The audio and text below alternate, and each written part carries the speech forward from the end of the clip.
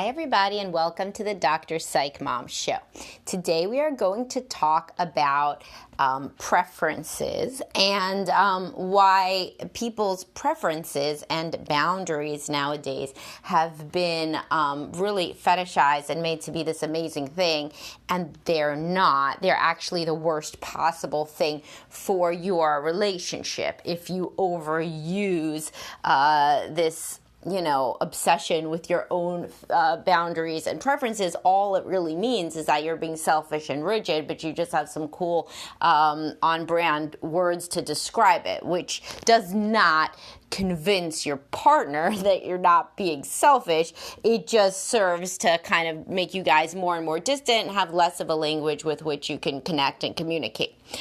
Before we get to that, please do subscribe. I have a lot of good episodes. My most recent one was on men who think that everybody thinks that their wife is too hot for them. Then I have men who don't trust. I have attachment issues. I have all sorts of cool episodes. And now probably over 41, I don't know.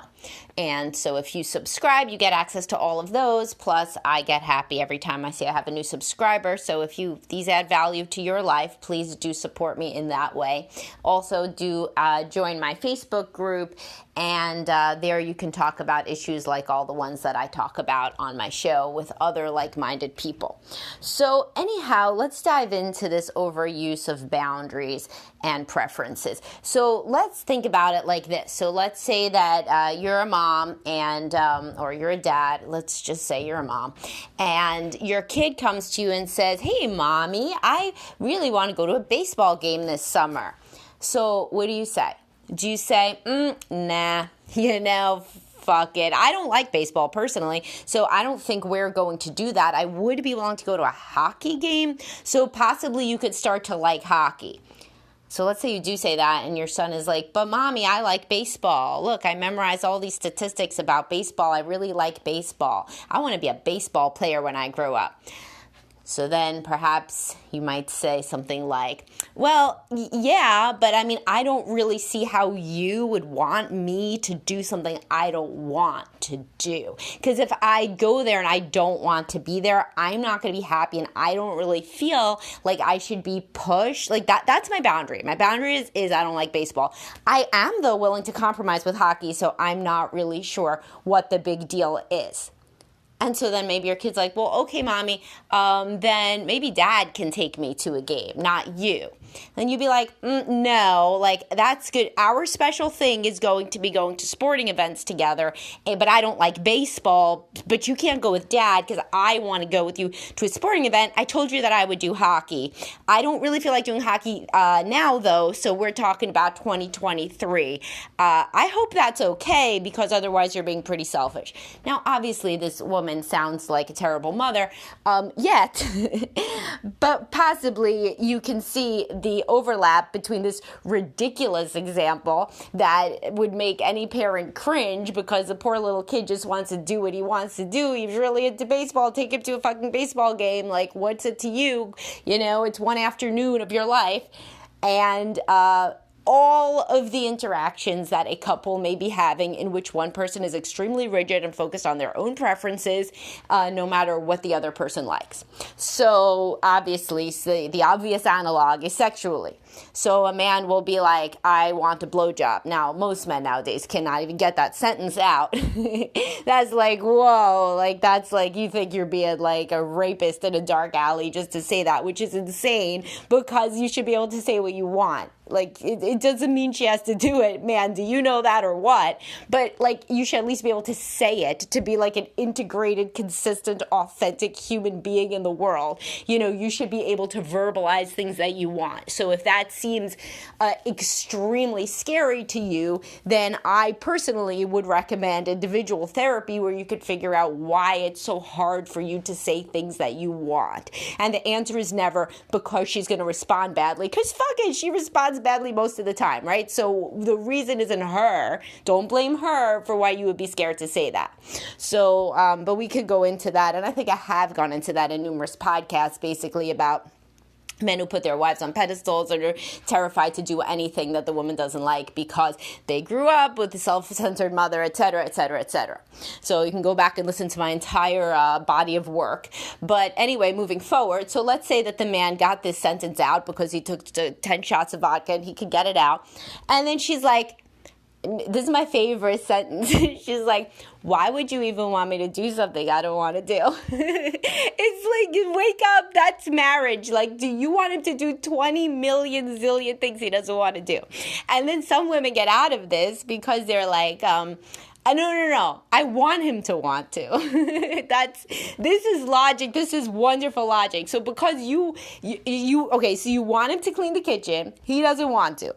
So big shit, right? I mean, of course, I'm on your side there. Like, totally. Who cares if he wants to clean the kitchen? Kitchen needs to be cleaned. He should be cleaning the kitchen. So you say, of course, if you were honest, you would say, I don't care if he wants to or not. I just want him to do it. But if you understand that then if he does something he doesn't want to do, you might have to do something you don't want to do, then you might say, no, the problem isn't that he doesn't clean the kitchen. Because, again, in today's day and age, most men are cleaning the kitchen if their wife tells them to. But that he doesn't want to clean the kitchen. So then we come to this logical, like, this thing like Ben's time, this is a philosophical, logical conundrum. So you want him to want to clean the kitchen, so therefore it's never good if he actually cleans the kitchen because he didn't want to clean the kitchen of his own accord. So therefore, that's bad though, that's in the bad bucket that he doesn't want to. But then on the other side is you don't want to give him a blowjob, let's say, and he shouldn't want you to give him a blowjob because you don't want to. But if he says that he wants you to want to give him a blowjob, that's also bad because it's not pre-existing something that you want. So you see, it's very hard to even get out the crazy logical twists and turns in this maze because all of it is predicated on putting like quote unquote boundaries and definite preferences on a pedestal and putting them over the relationship such that the individual comes over the relationship 100%. So in parenting, most people would say, yeah, I'm going to go to the baseball game. Obviously, I'm not going to do any mind fucking of my kid to tell him that he likes hockey. And I'm not going to cut him off from going to the game with someone else. If truly I hate it, then he could go with somebody else. Still, I'm not such a great mother, it's TBH, but at the very least, he'll get to go see a baseball game.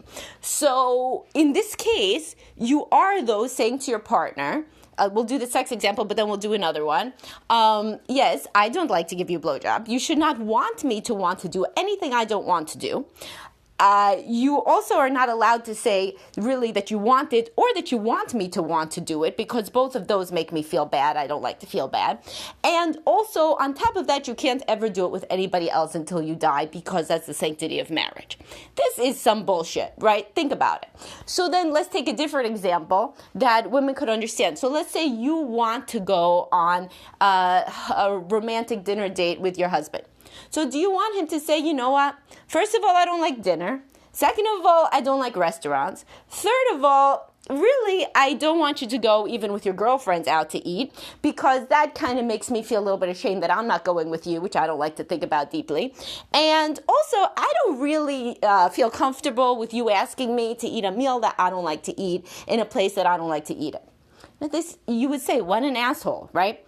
And men don't come out and say this necessarily, but they may say things like, oh, all right, you want to go out tonight? Oh, okay, so, yeah, all right, well, I guess, okay, well, we'll go. It's like, okay, asshole, right? Why are you making this terrible? So unsurprisingly, people are usually partnered with each other when they are both rigid in this way. They just don't see their side of it. They see only the other side of it. So the guy that's with a woman that will not go down on him to save her life, possibly to save her life, but in no other situation, is usually partnered with a man who plays devil's advocate, which I talked about, and is generally a negative Nancy about every other thing, that she suggests. She says, I think we should read this book on parenting. He's like, I don't want to read that book on parenting.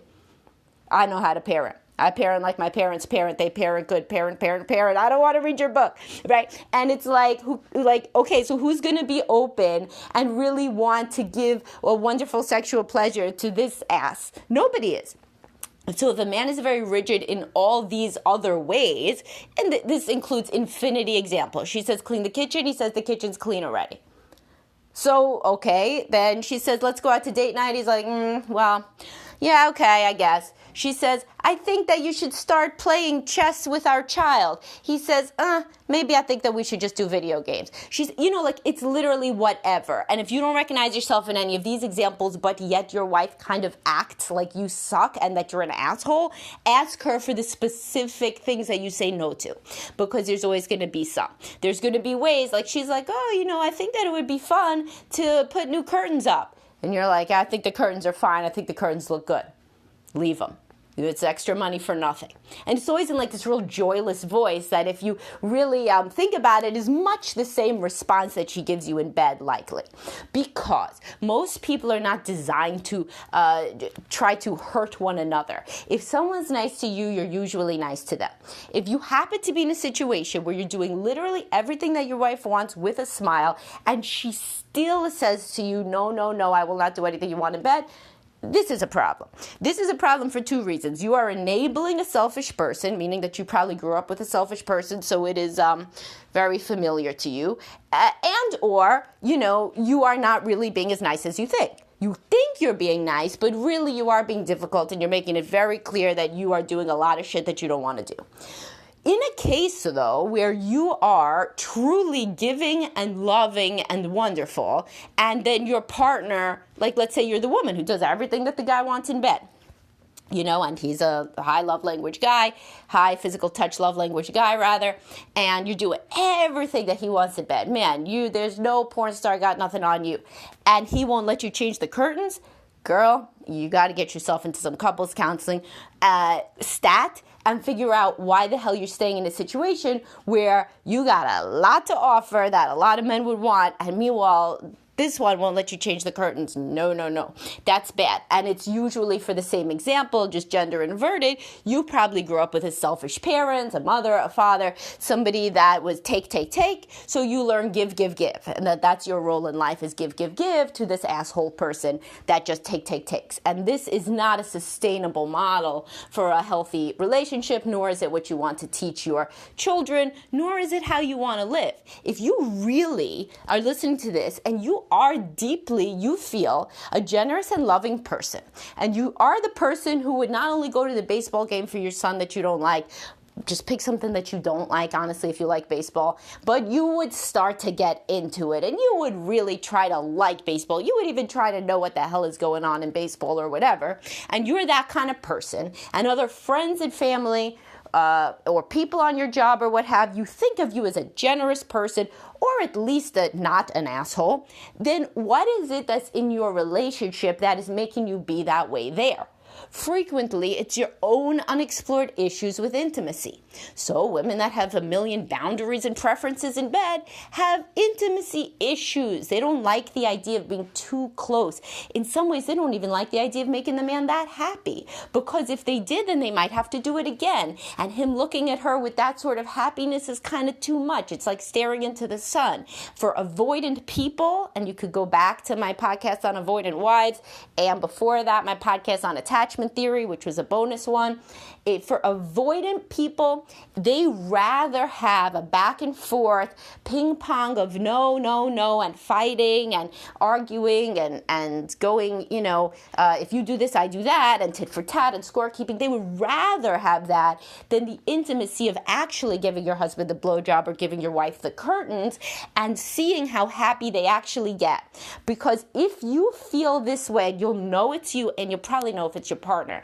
You have seen that when there's too much emotion of either kind, doesn't have to be negative, it could be positive also, this person gets like scared and weird and closes down and usually sabotages it. So for example, there's men that tell me that they had a good sexual experience with their wives, but afterwards their wives will say, I didn't like it, or something condescending like, well, I hope you're happy now or I hope I don't have to do that again for a little while, or something that just like ruins it. And frequently it's not because this person like really even means what they're saying. It's because they're confronted with so much of your positive emotion that it makes them weirded out. They were in a home growing up where they didn't have a lot of emotion, and your vulnerability and even your pure happiness in that moment, it's like too much for them. It's overwhelming, it's uncomfortable, and it's something that they shut down immediately.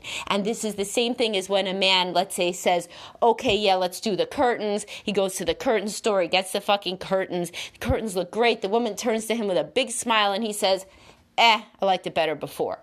It's like he's like ruining it. He like did this whole thing, and her joy makes him uncomfortable. Now, if you are a person where any amount of emotion makes you uncomfortable, positive or negative, this is usually from growing up in an emotionally neglectful household. You could read the book Running on Empty, and you should really start therapy, because you're thinking that this isn't going and your kids aren't seeing this, but they are. Their joy makes you uncomfortable as well when it's at too high of a pitch. And in general, you're always kind of avoiding feeling, because feeling is uncomfortable. And if you're partnered to such a person, you'll obviously recognize the description and it'll make sense to you. When you get too happy, something goes wrong. And this is a very interesting dynamic. Also, you're not to blame in this, by the way. If you are that person who gets happy, you not to blame, you know what I mean? You're also complicit in this dynamic, because you are probably somebody that this happened to throughout your life. You are Charlie Brown and a parent was Lucy with the football. When you would get too happy, a parent would shit all over it. So then you end up getting a partner who does the same thing. So to summarize, come at your marriage from a place of yes, okay, sure, let's try. And if you can't, don't blame any other problems in this relationship on the other person. Because let's say she doesn't go down on you, she doesn't do shit for you in bed. It's very unusual for it to be that you're being awesome in all these other ways. And you may say, well, if she doesn't do anything that I want in bed, why would I be happy? Right, but somebody's got to change, right? So if you go into couples counseling, let me right now save you a lot of money. Get your own shit in check. Stop doing the bad stuff you're doing. Then the couples counselor will have no choice but to focus on your partner. So if you come in and you are being a dick about curtains because she's being such a bitch in bed about whatever, stop. Be nice about the curtains. Try to be your best, most loving self as you would be with your children. Try to go to your own individual therapy and process your resentment. Try to be the best partner you can be. If you're being truly the best partner you could be, then guess what? Her issues with sex or with intimacy or whatever are going to honestly be the main things to work on, because you're fixing yourself. And of course, this goes the other way too. Ideally, in couples counseling, if you want to expedite an expensive process, both of you should have been working on yourselves individually and trying to be the very best partner you can be. If you go into couples counseling and say, yeah, well, when you make him better, I'll be better, this already speaks to a problem within your personality and the way that you view interpersonal relationships rooted in a family of origin where you were unable to trust, and therefore everything has to be tit for tat so that nobody ends up feeling exposed and like an idiot, and nobody's vulnerable. So if you grow up in a family where vulnerability is the enemy, then it is very hard to put yourself out there, and you end up in these battles of the preferences. And in today's culture, with the extolling of individual differences and preferences and boundaries, nobody can win. Because your boundaries, you don't want to give a blowjob. His boundaries, he doesn't want to go to dinner. Well, everybody has their boundaries, and that's not called a marriage, right? In a marriage, there's not supposed to be boundaries in that way. You know, it's supposed to be, sure, I'll go to dinner. Sure, I'll try what you want to try in bed. Why not? Why does it hurt me? It doesn't hurt me. You know, it's uncomfortable maybe, but as we know from exposure therapy for anxiety, trying things and getting used to things is the best way to not be uncomfortable in a situation. So if you're saying, well, you know what, this or that makes me uncomfortable in any regard, I don't care if it's with your husband in bed or with your kid or with at work or in the gym or anywhere, that such and such thing makes me uncomfortable, you really got to think about, am I going to die? Is there a reason for my fear that is, smart? For example, I'm a person with a heart condition and this CrossFit class may truly kill me, and my doctor agrees. Okay, so don't do CrossFit, right? But for other people who are like, I don't know about that class at the gym or whatever, it's anxiety. And how do we get rid of anxiety? By doing the thing, right? Because then we know that we're not going to actually die. We're going to survive it. We feel proud of ourselves. And biologically, we habituate to the uncomfortable experience such that our heart rate decelerates over time. All of our fight and flight responses recede because you can't stay in the same situation for forever and still be as anxious as you were before. It ends up not being anxiety provoking. So it's the same thing with anything that you want to do, whether it's a romantic date with your wife that makes you uncomfortable, doing what your husband wants you to do in bed that makes you uncomfortable, whatever. The other thing to get from this podcast is don't do this crazy semantic warring where you say, but why do you want me to do something I don't want to do? Because everyone wants everybody to do something they don't want to do. Why do you want your kid to put his clothes in the hamper when he doesn't want to, when it's not his most authentic expression of himself? Because you got to be in a relationship, in a family. Everybody can't leave their shit around, And putting any individual romantic, sexual, etc. behavior on a pedestal and saying, no, this is the sacred cow, this is the area where nobody can push anybody, is death for the closeness and connection within the marriage. And this is why, the idea I mention all the time, Dan Savage's GGG, giving, good, and game, is used to be at least, the standard within a healthy sexual relationship. You want to be good, your technique good, so you've read up on it, giving, generous, and game. Game is what's missing from most of the sexual and non-sexual interactions that I observe in the unhappy couples that come to see me.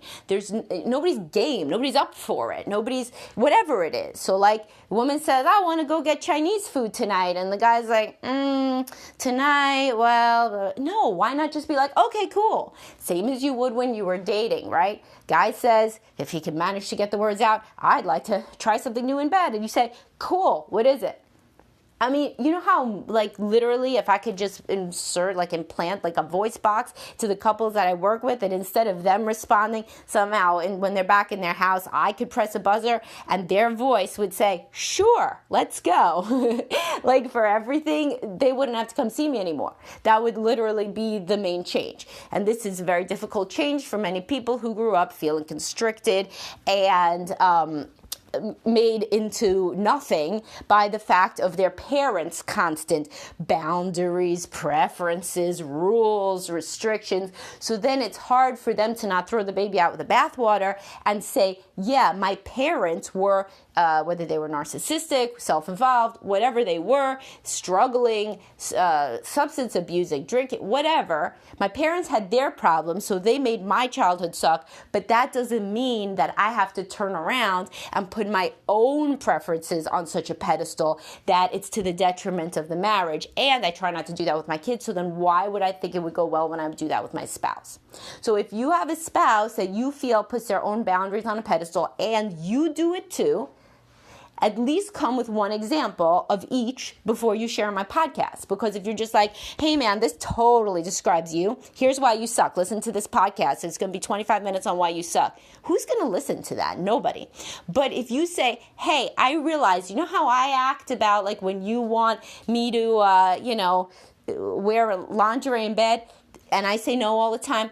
And then how when I ask you to read books on being more romantic and you don't do it, both of us are putting our preferences on too high of a pedestal and neither one of us is prioritizing the relationship in that interaction. I wonder why we both act rigid like that. very few people are not going to engage on that topic, particularly if either one of those things, the laundry in bed or whatever the hell I said the woman's one was, is the parenting book or the romantic book or whatever, especially if that's a special thing that they want and they've always wanted it, and now you're bringing up like a way to look in at yourself to say, why do I not do this and I want to change it and I want to work on this together, people will be thrilled to do that. And if they're not, well, this is why we have couples counseling. Okay, so hope that was useful. Please do subscribe if it was, subscribe if it wasn't too. Subscribe, and I will talk to everybody soon. Have a great day.